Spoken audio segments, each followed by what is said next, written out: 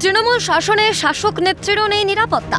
মহিলা কাউন্সিলরের বাড়িতে চড়াও, কাউন্সিলরকে ধর্ষণের হুমকি, সেই অভিযোগে গ্রেফতার এলাকারই এক যুবক রাকেশ ঘোষ। শনিবার রাত 10টা নাগাদ বনগাঁ পুরসভার 2 নম্বর ওয়ার্ডে ঘটে এই ঘটনা। কারণ ছাড়াই সেই কাউন্সিলর বাড়িতে কিভাবে ঢুকলো, এটা খুবই দুর্ভাগ্যজনক এবং খুবই একটা সেন্সিয়াল ব্যাপার বলে আমরা মনে করছি। রাত আনুমানিক 11টা নাগাদ হঠাৎ করে আমার কাউন্সিলরের বাড়িতে রাকেশ ঘোষ পূর্ব আক্রোশ মেটাতেই হঠাৎ করে দুম করে আনুমানিক রাত 11টার সময় তার বাড়িতে চড়াও হয়। শিখা ঘোষের বাড়িতে চড়াও হয়ে ধর্ষণের হুমকি এবং শ্লীলতাহানি করবার চেষ্টা করে। তবে কে এই রাকেশ ঘোষ? কাউন্সিলরের বাড়িতে ঢুকে হুমকি দেওয়ার মতো সাহস সে কোথা থেকে পেল? এলাকায় কান পাতলে শোনা যায় বনগাঁ পুরসভা এলাকাতেও তৃণমূলের অন্দরে গোষ্ঠীদ্বন্দ্ব বর্তমান। শিখা ঘোষের প্রতিপক্ষ দলেরই অন্যতম সদস্য এই রাকেশ ঘোষ। শোনা যায় এলাকার মদ্যপ হিসেবেই নাম ডাকতাম।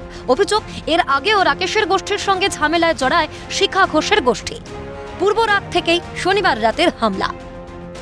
এবং মাস কয়েক আগে, 4-5 মাস আগে এরকম এদেরই কিছু দলবল নিয়ে একটা হামলা চালিয়েছিল কাউন্সিলরের বাড়িতে, এবং তখন আপাতত ভাবে কাউন্সিলর ওখানে বসে, এলাকার লোকজন বসে ব্যাপারটা মিটমাট হয়ে যায়, কিন্তু তারই রেশ অনেকটা রয়ে গেছে বলে আমরা মনে করছি। পূর্বে একটা ঘটনা ঘটেছিল এলাকায় এবং আমার কাউন্সিলর তখনও অ্যাসেল্ট হয়েছিল।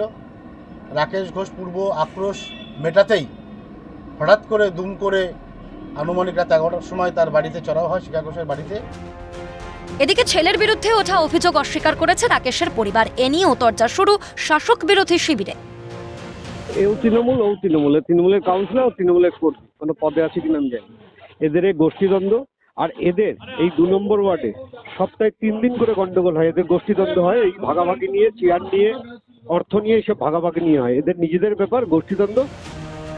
রাজনীতি থাকবে, রাজনীতির জায়গায় থাকবে অন্তর্দ্বন্দ্ব।